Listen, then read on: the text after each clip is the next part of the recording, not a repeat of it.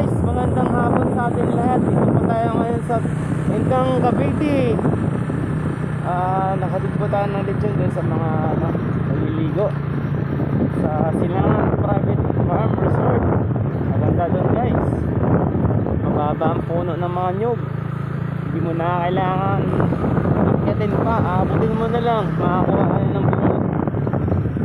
Ito po yung daanan dito papunta sa Silangan Private Resort. So ngayon, pauwi na po tayo guys ng Laguna.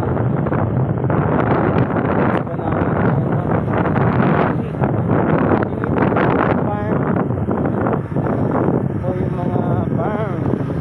Kahit mahit ang panahon, malamig pa rin ang klima rito. Sobrang mapuno. Si Kuya naglalakad.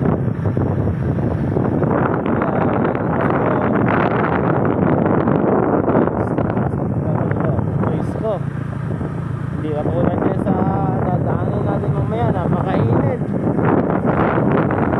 Napakasariwang hangin, malamig. Yan lang muna tayo guys, salamat sa panonood.